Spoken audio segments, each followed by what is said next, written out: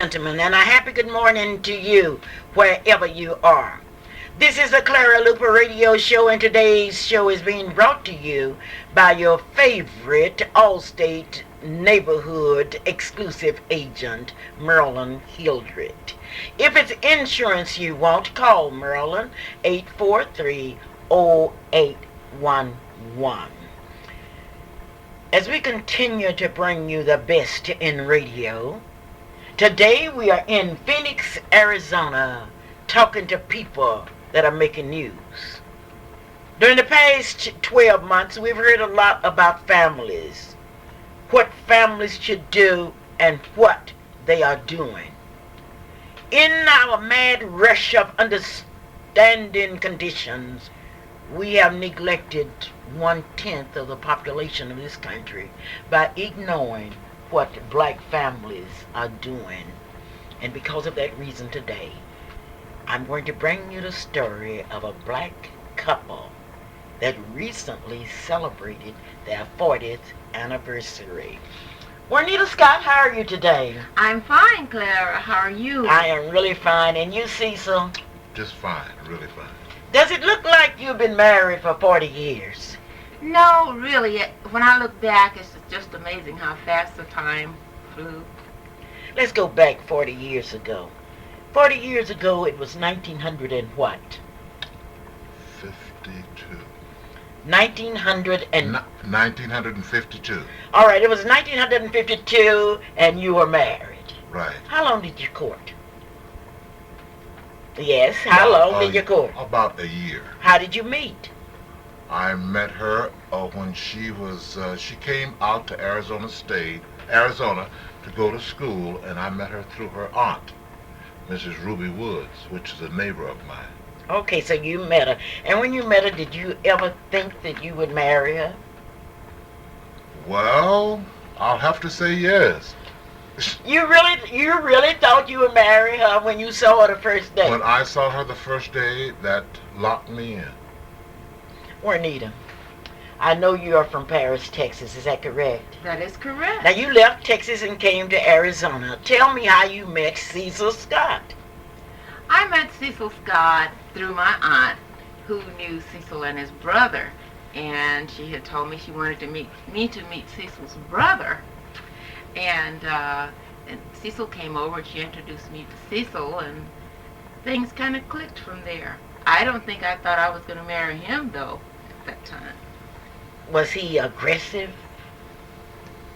Not very. Did you think he was handsome? Yes. I thought he was handsome. Did that have any effect upon your meeting him in place of his brother? It might have. We had more in common, I think.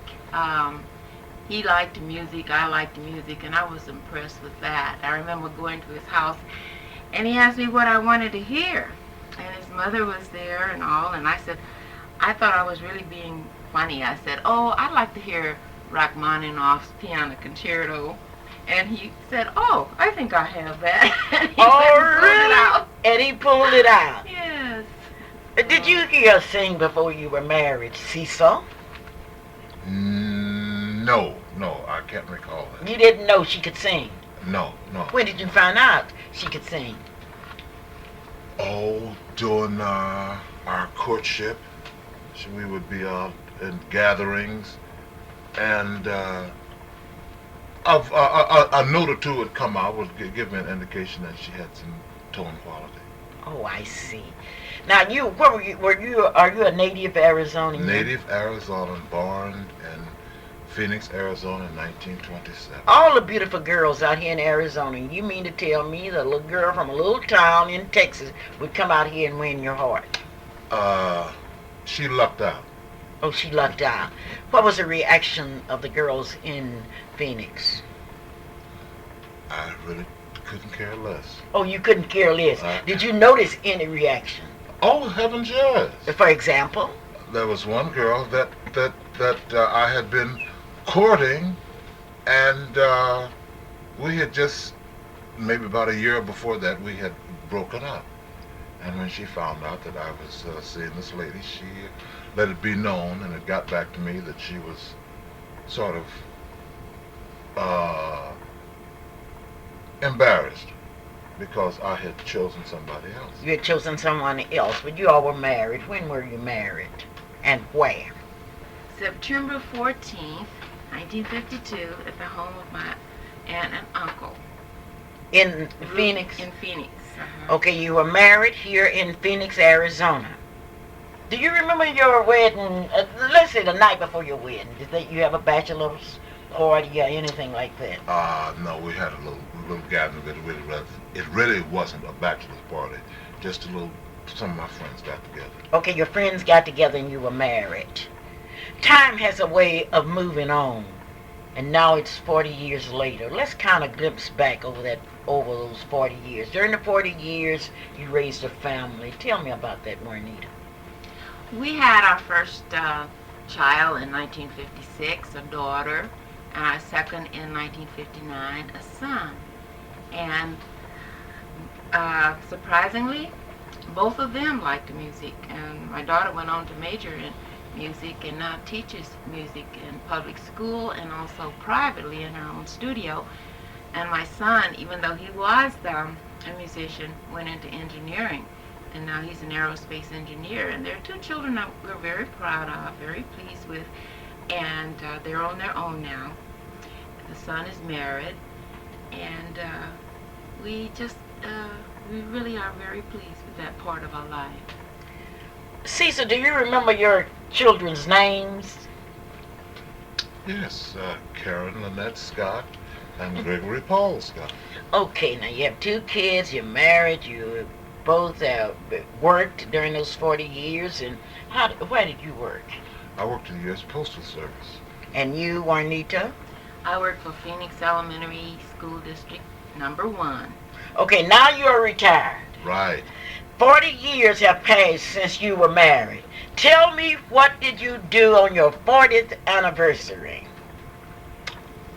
We decided a year before that, when we left our family reunion in Texas, that we were not going to wait until our 50th anniversary. We were going to celebrate our 40th because nothing is guaranteed. So we decided we would try to go on a cruise. Try to go, which meant you were not sure you were going. No, we had to make plans after we decided that. Okay, and you made plans. We made plans. Okay, tell me about the cruise that you decided to go on. This was a cruise of, I think it was called Mediterranean Capitals. And it covered 7 countries, I think, and about 10 stops. And it included, we left from Phoenix to London, from London to Paris, Paris to Portugal. From Portugal, we went around through France, Barcelona, Spain, and Monte Carlo, and going to that, we also went to Rome, Italy. We saw the Vatican, which included the Sistine Chapel, and we ended up in Venice, Italy, which is the most unique experience.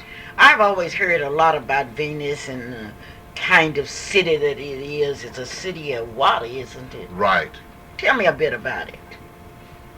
As we approached the harbor of Venice, it was most unique because we were going in the harbor on a ship, and we could see nothing but water. There were no streets per se. All of the streets were canals, which meant that you had to use the speedboats, or what was more famous there, the gondolas, to get around the city. And it was a most fascinating experience that I will never forget. Okay, when you speak of gondolas, what are you really talking about? I am talking about a ship, a type of canoe, but it was a canoe that has been manufactured by the people in Italy, where it can accommodate anywhere from 2 to 8 people in a gondola, and you have the gondolier, who's steering the canoe or the gondola up and down the canals throughout the city. That should be exciting. Can you just stick your hand out in the water? No. Why? Why?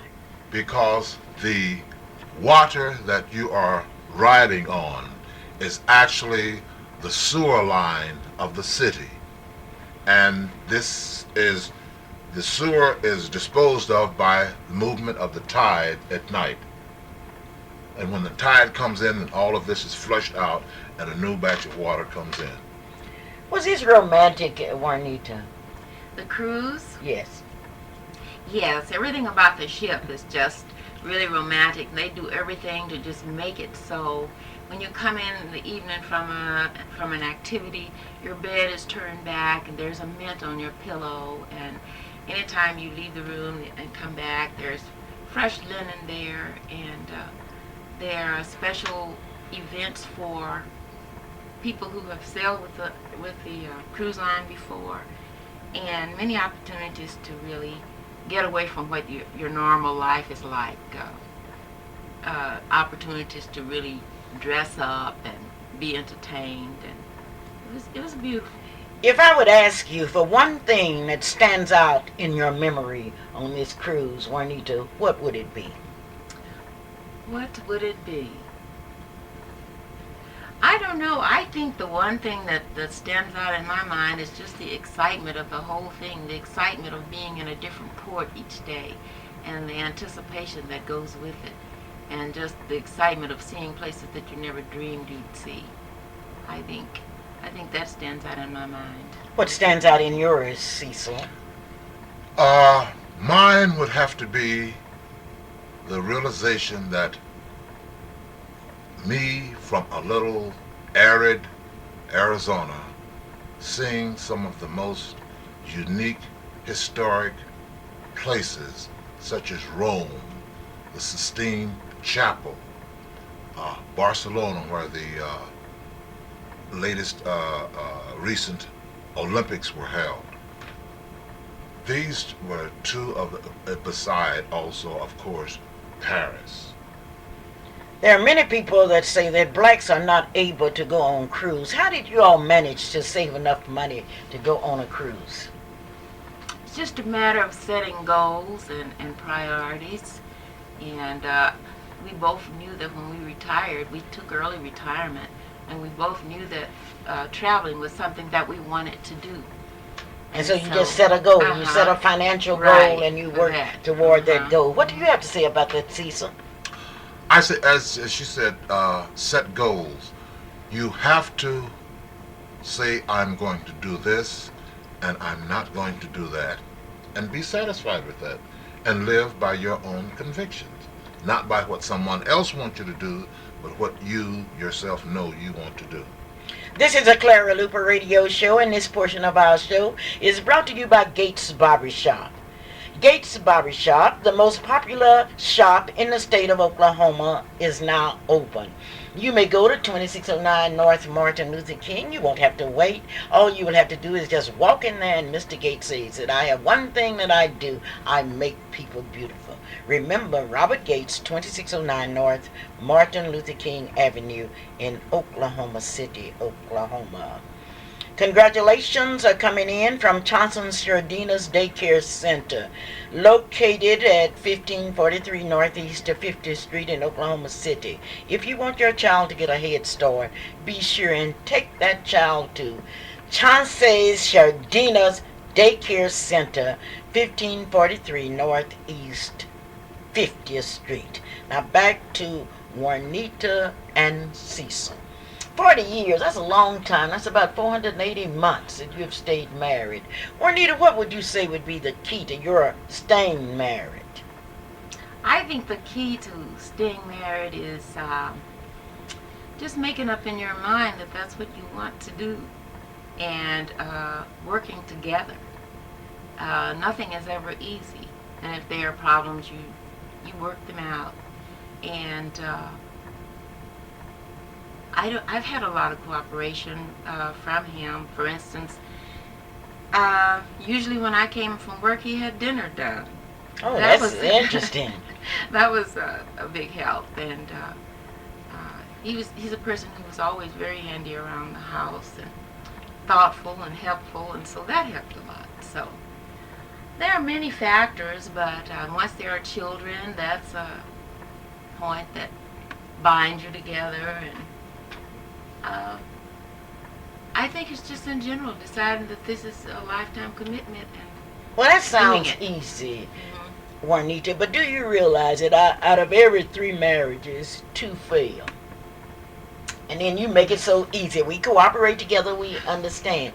That I know there are many of you out in radio audience who has not been that successful in marriage. But Caesar, why have y'all stayed together all of these years? I think basically we've stayed together because we love one another. And when we say we love one another, that encompasses a lot. It means that you are willing to work together. That means everything is not totally equal, but you learn to adjust to all situations.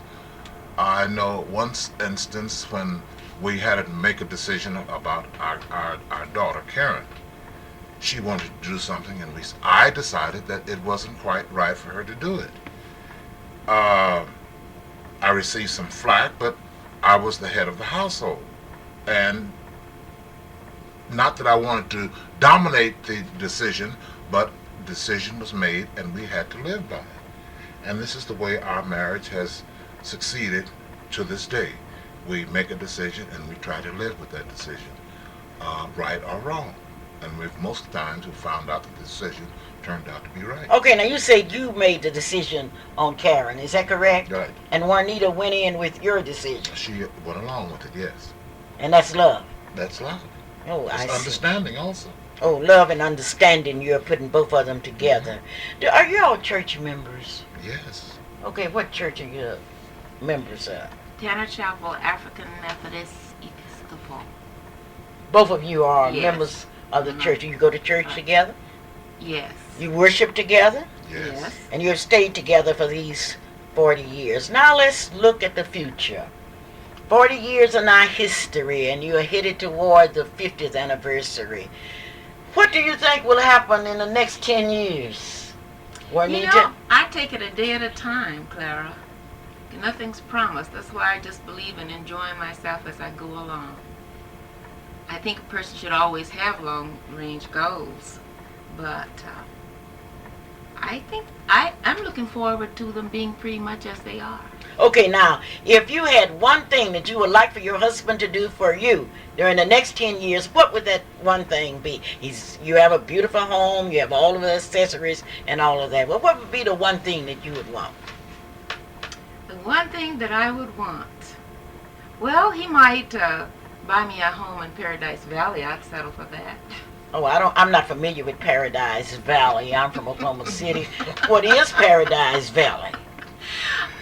It's an area rather where most of the homes are owned at least an acre, and they're more or less considered estates rather than Home. just, yes. Your home is very beautiful, and I love I love all of it. Cecil, what would you expect out of your wife during the next 10 years?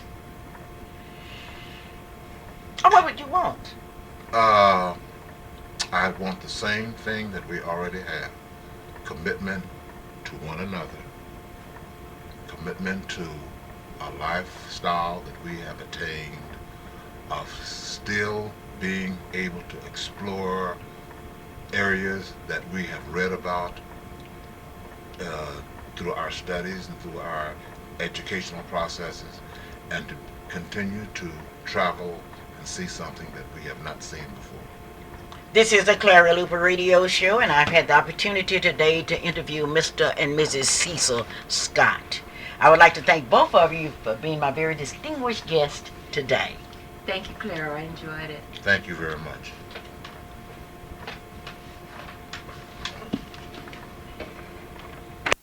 Out of.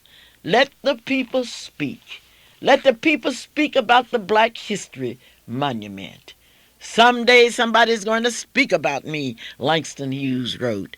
It will be me myself. Now, I have a notation here that some of you want to know what the garden is going to be like when we finish. Well, I'm going to tell you one thing. That garden is going to be something to behold when we finish. We're going to do that garden like something's done somewhere else in the world. It's going to be a world attraction. It's going to be out of sight because you're going to support us. Now, those of you that have supported us on the monument, you might have to come back and support us on the garden because a lot of people don't believe, and a lot of you will have to help us finish the wall. And so many of you are complaining, why is it that the wall's not finished? Well, one thing about it, the wall will be finished because you will help us. The telephone number out here is 672-1220, and we appreciate your calls. And thank you for even caring enough to pick up your telephone and call us out here. Well, Eugene's Hair Connection, I don't want you to forget that. Perms, relaxers, curls, clipper cuts, hair cutting, finger weaving, and whatever you want, you can get it out to Eugene's. Clara Luper? Good morning, Mrs. Luper. Yes. Are you taking calls today? Yes. I would like to join you in thanking the people for their support on the Black History Monument. As a member of that team, I want to join you and say thanks to all of the persons who helped us achieve the goal that we set out to do so many years ago. And I'm sure they're appreciating it because as we are there and they come by and look at it and they call and tell me that they were by and they did not have the least idea. Their imagination had not stretched to the extent to see what wonderful project it was going to be. And they are calling me daily and saying, oh, the monument, I think it's just wonderful. And they said, I brought my children by and we read on the wall. A girl called last night. And she said, Mrs. Hunter, I want you to know that it is a wonderful project, and it's an educational project.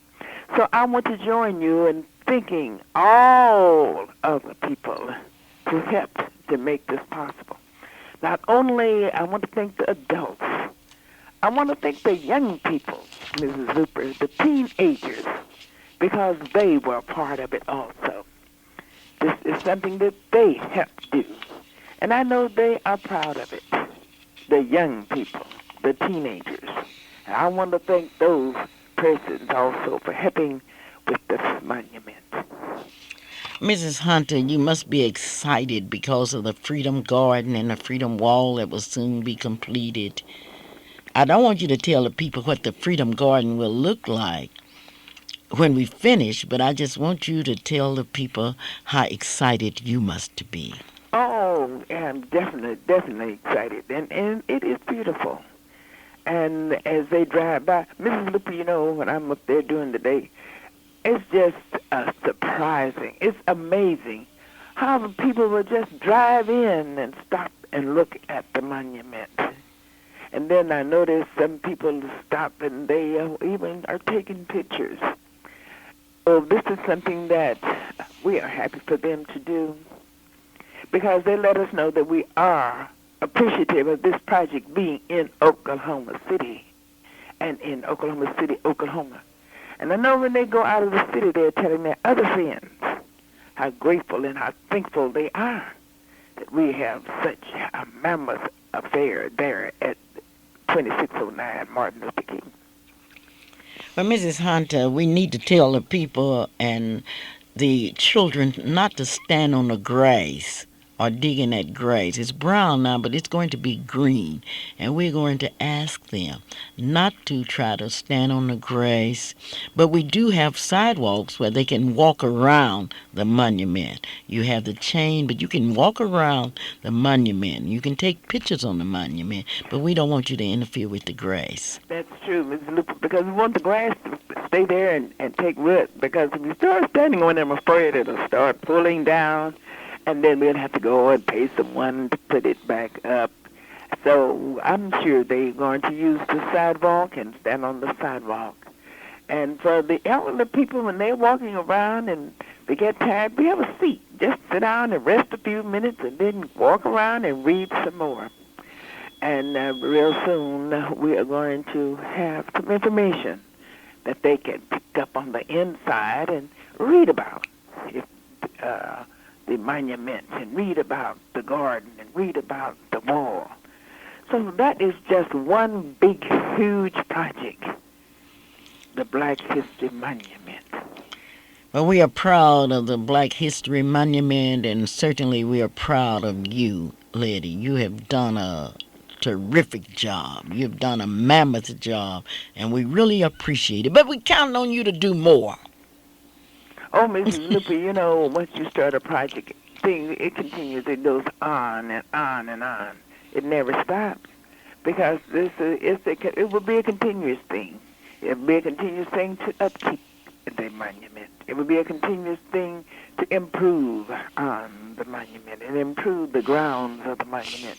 This is, when you do a monument, it's something that's continuous. You can't do it and just sit back and say, oh, look at this. It's a continuous thing that you will have to continue work on to keep it looking good and wanting the people to come by and see it. And you're sending friends letters and telling them about it. And we will be doing some other things that we can send to our friends and our neighbors, telling them about the monument. And that will be coming up soon. And I know they're going to want to know what these things are. And I know they're going to want to participate in these things. And I'm speaking for the others who have not called in today. Them especially, I'm talking about our staff. I know they, too, want to say thank you, because they were part of it, and they were part of the team who made the monument possible, because through their efforts and through their work and through their support. You are exactly right, and I would like for members of the team to say thank you, because this is our after Thanksgiving thank you for all that have helped. And I've so often told all of my friends, all of my enemies, and all of my participants that I want all of the flowers while I live. And my flowers have been your support of the Black History Monument. Those are my flowers. How about you, Letty? Well, I'm going to say ditto to that, Ms. Luper, because that is my belief. Because things that I have done, I hope that people can see it and that they will appreciate it. And there are things that is yet to be done that I hope that I can continue to do, that they will see and to do. And I don't want people to forget, on Monday night, we're having our NAACP youth meeting. And we have a meeting that begins at 6 o'clock. And we are looking forward to our youth coming to the NAACP meeting, because they participated in helping to make the monument a reality. Well, Monday night we've got to have the lighting of the Christmas tree, and that means that we've got to have, I think we need about 40 more strings of lights. 40 I think more that we strings need. of lights. Well, I'm sure all of our youth, we talked about it on last Monday night, and I'm sure all of our youth is going to participate in bringing something, like a string of lights, to go on the Christmas tree. I want some of these adults who are always talking about what young people should do. The young people are trying, and we need your support. Now, if we are not at Freedom Center, we want you to leave your lights over to Gates Barbershop. That's 2609A Yes, North because Martin Mr. Luther King. Gates is part of our team. Oh yeah, So I want he's them to know not only is he the barber next door, but he is also part of the team. And he is part of the monument team. So when we're not there, just go over and leave him with Mr. Gates. He'll be just happy to receive whatever you have for the Christmas tree. okay. Now we need a Santa Claus. Wonder who out there in Radio Land Want to be our Santa Claus. want to be our Oh, Santa I Claus. have an idea, Mrs. Luper. I know Okay. somebody's going to call in and say, I want to be the Santa Claus. And if they don't, on Monday night, I'm going to tell you who I have in mind for our Santa Claus.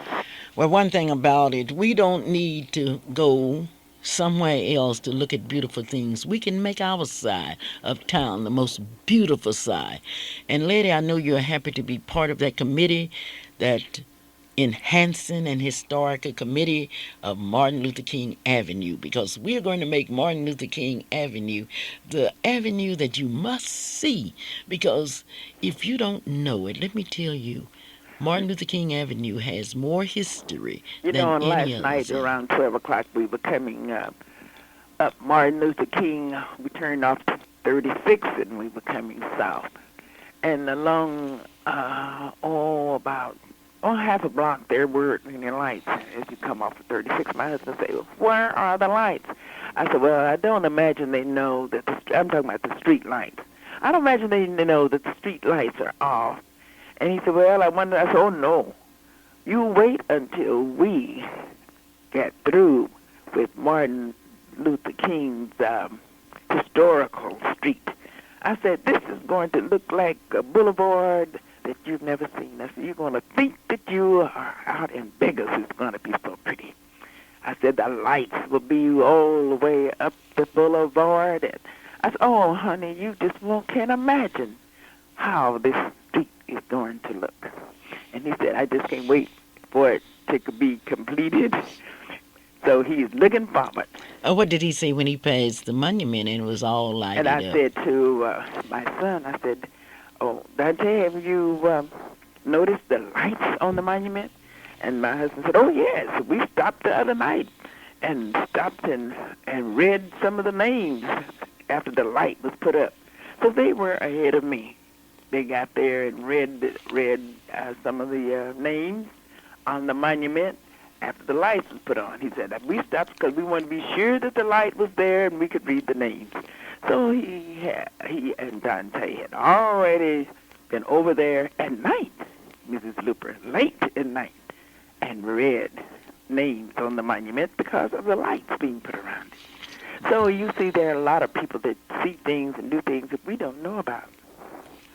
Well, we will know about those that were helping us with the Christmas tree history wall and who's making the Black History Garden possible.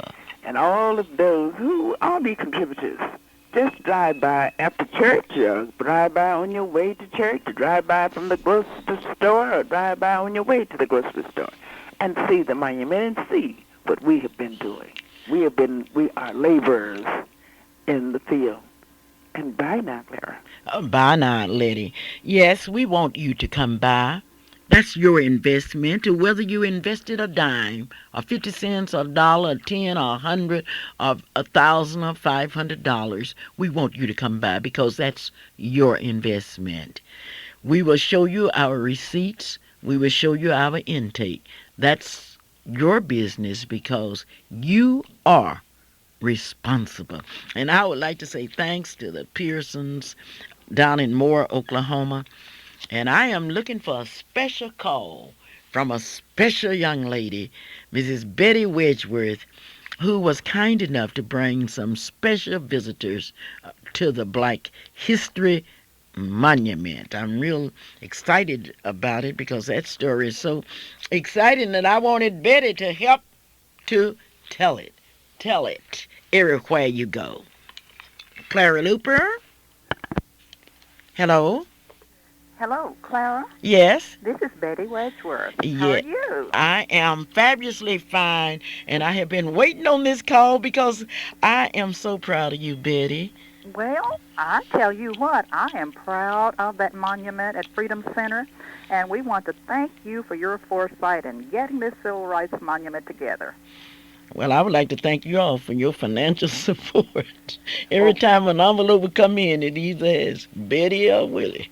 well, I tell you what, we've done a little, but I think all of our littles around the city we can all be proud of there, and we know that it's not over. But I really wanted to call you about our cousins, my husband's cousin, that came to see the monument in Freedom Center on last Sunday. That's Bea and Troy Moody, and they are retired teachers. He's a retired coach, and she's a teacher, and she's also a retired teacher. And they came by last Sunday, and I tell you, they'll be talking about that monument from now on. Well, I understand that they have traveled all over the world. Tell me about their traveling experiences. Oh, they are world travelers. I really don't know where all they have been, but recently they are just back from living in Mexico in a villa outside of Puerto Vallarta. They lived there for most of 1992. And they've also lived in Spain, and they've lived in other countries since they retired. These are two retirees in their 70s, and they call their home bases somewhere in Northern California from city to city. Every time they write to us, they said, you can contact us at thus and so city, because they're continually traveling. Their possessions have been in storage ever since they retired as they travel around the United States and abroad. And I tell you, these world travelers were most amazed when they came down there and saw Oklahoma City's NACP Youth Council Freedom Center's monument. They were most amazed. Well, it's quite interesting to see people, most people that when they get into their 70s, they are ready to take a seat and put in a telephone call to arthritis and to death and everything and say, I'm here sitting. But for them to have talked for years and then decided that they were going to see the world, that was the most amazing experience I have ever had. Well, they had one of their most amazing experiences just being here, because they saw that precisely etched faces, all those faces of those 99 civil rights leaders on the monument, and we picked out some national faces that they knew, and I had grandchildren along. Oh, it's good for children, too. And they were able to name them and talk about them, and I told them about some of the local Oklahoma City people that had worked so hard to open doors for us and were included, and they were looking at all of that. Now, what they said was, they had never seen anything like that monument in any city in which they've traveled. Oh, wait a they minute. Have traveled. Wait a minute, Betty. Tell me again what they said. They had never seen anything like that monument in any city in which they've traveled. And the flowers and trees were put out to set it off. It really is a tourist attraction. And we're proud to have another tourist attraction in Oklahoma City. We needed that. They felt that every city in the United States should have some form of recognition of the leaders of the struggle. And they were carried away. They were really carried away. And I tell you, inside the Freedom Center, they were most interested in the purposes set aside for each area. They found out that it was dedicated to helping the young people. They were told that they could intelligently solve problems and know history and above all, to think. And they were just in awe, and they looked around the walls and all, and they were reminded of many like objects and pictures that they had themselves that were in storage that they could donate to such a cause. And it made them think, maybe you'll make them settle down, stop traveling, and they'll try to think of some way to use the things that they have accumulated. So it really did affect their lives. Well, Betty, you don't know how much I appreciate what you have done to make Oklahoma City a better place to live in. And your encouragement has just been unbelievable. Well, I tell you, Clara, we're getting more encouraged now. And as we see, as you're saying, as people are looking at the monument and seeing what is happening and what can be done if all of us join forces, we will do more. They wanted to know if there was any literature out on the monument in Freedom Center. Well, not yet, because I do have a team. Betty Wedgeworth, Claudette Goss, Joyce Henderson, and some others are going to help us put it together. Okay, that sounds wonderful. You got some of those on there that really get it together, I'm sure.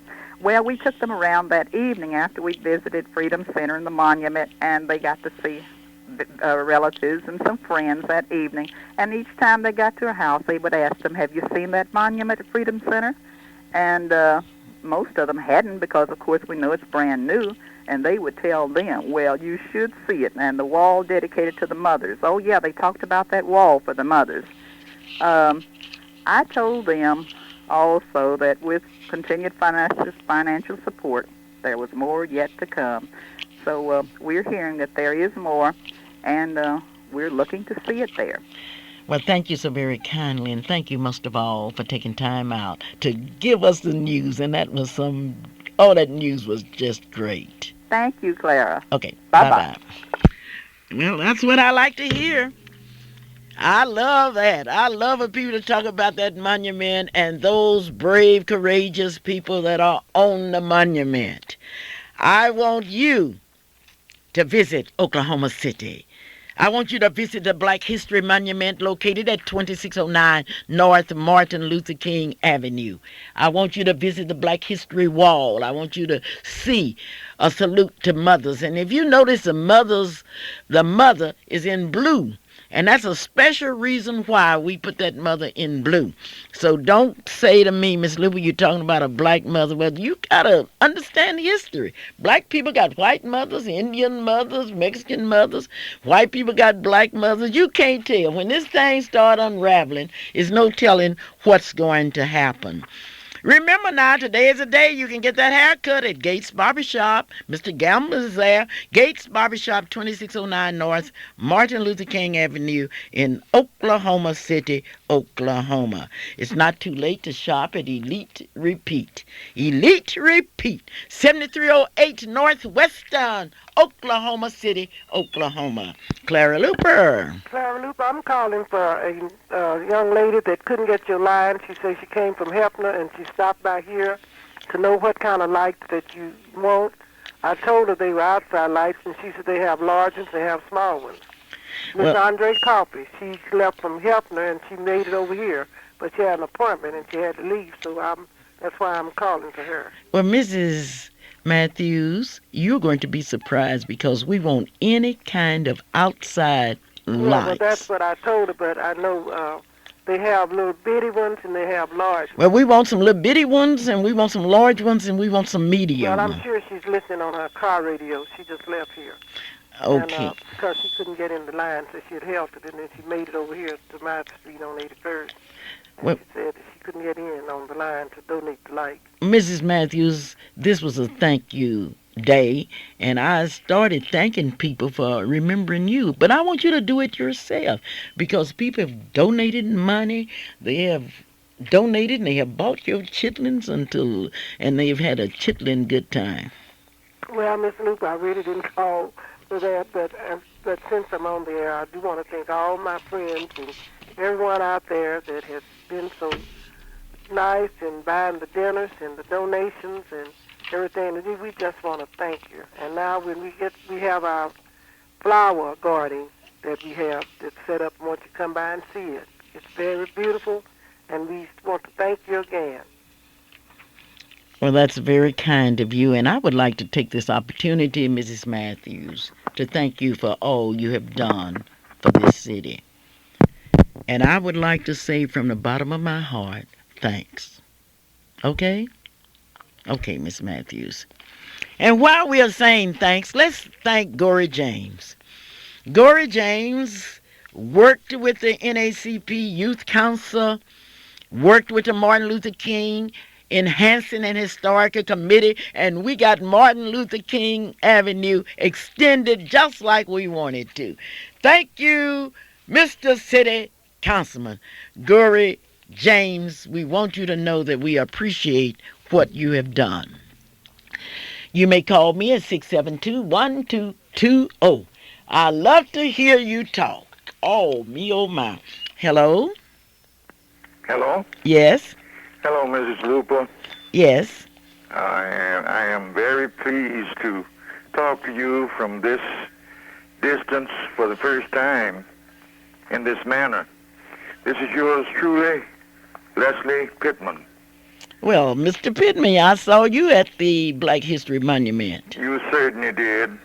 And I was so pleased, and I talked with your staff writer there that day, and I had already commented that if Mrs. Luper will just get me a covered wagon, whereby I could rest here, I would be the night watchman. All right. I said that in a joking manner. A lot of me is a joking man. I live by humor, and I think that's why I've lived this long. And I just want to say to you that some way or another I ran into a snag for having commented as I did about the thing, or the monument, I should say. The lady asked me, said, "What do you think of it?" And I said, "I think it is magnificent. I think it is fantastic." I said, "It goes far beyond the imagination." And then I said, if people, all people, would come here and find this place, they would find a new salvation. I said that with a sincereness of heart. I had no axe to grind with anyone. But I do remember getting hit right between the eyes by one of my best friends with a sledgehammer as he spoke about the remarks that I made. He said that was silly. He also said it was stupid. I never checked on the spelling of every word. I went back and I said, where? Where is the culprit that makes this thing silly? I looked. I turned. I called my best friends, and then maybe some of my worst friends. And they, like the pilot, found no fault in my writings. As you know, I've written many things for many people, but that is one of my God-given talents, and I'm not a Hall of Famer or nothing like that, Oklahoma Hall of Famer, but I am that I am.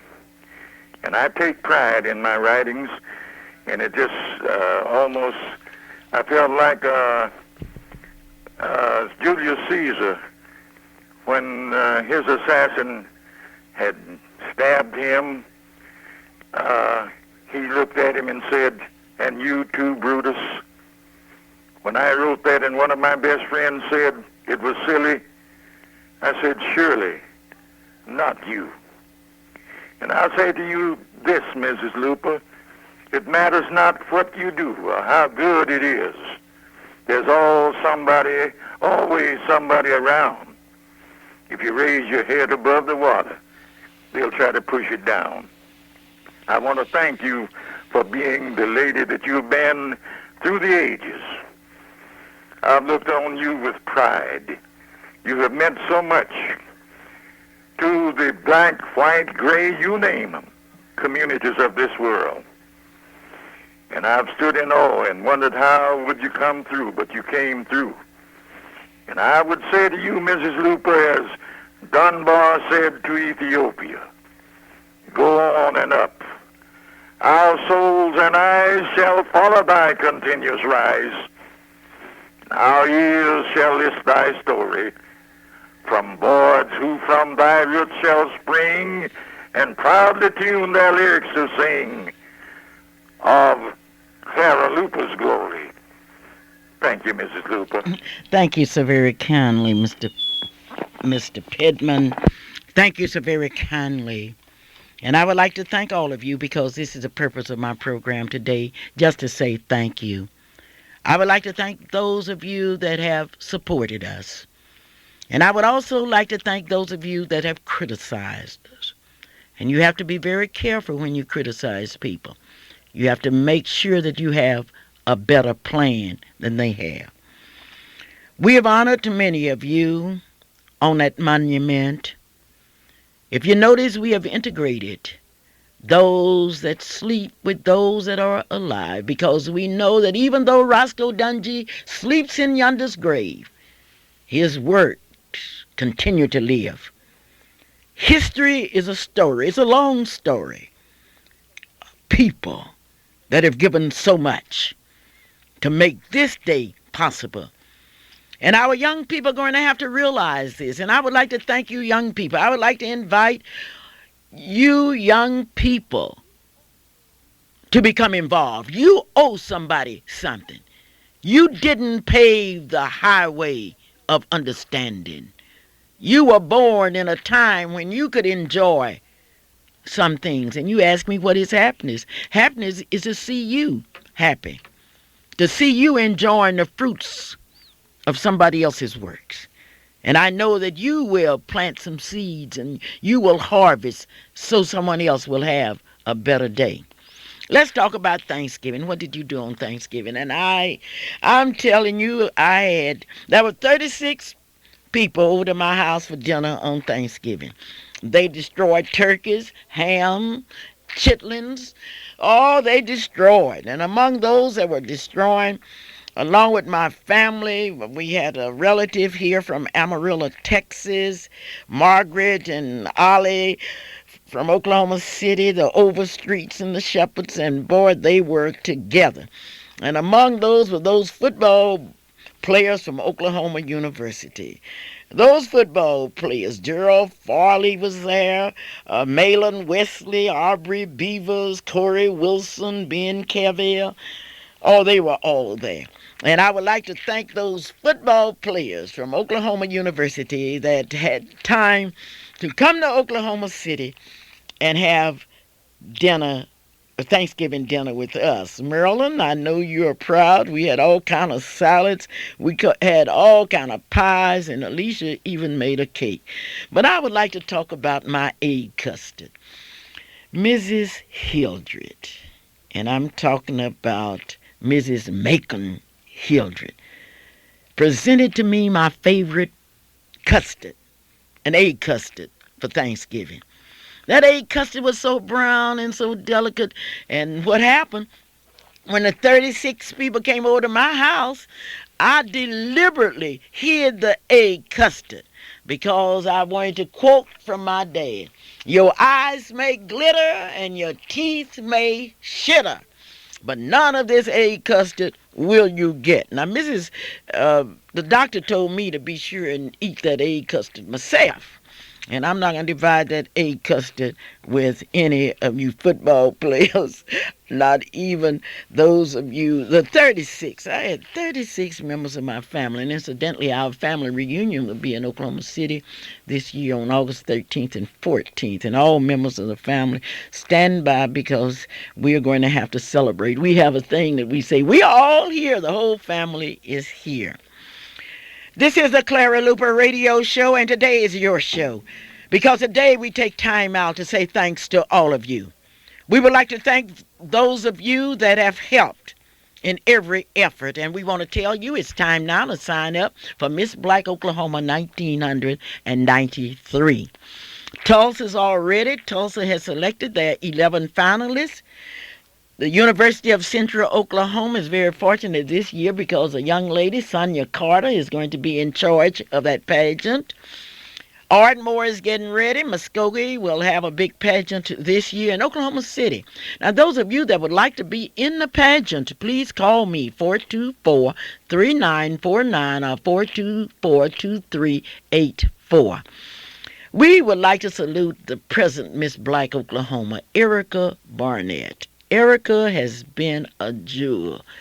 And on last week, we presented another $500 to Erica, who's been Erica has really been outstanding. And I'm going to invite her here next week to tell you about her experiences as Miss Black Oklahoma. I had the opportunity to talk to her mother, and I said, you got a trip. You can go anywhere in the United States, you and your beautiful daughter. But I want you to go quickly, and I'm looking forward to hearing from Erica's mother because that was all part of her winning.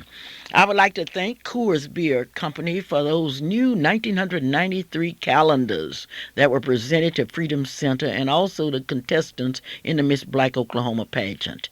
And if you haven't seen one of those heritage calendars, you really need to. And speaking about need, what we need now is to demonstrate by action love.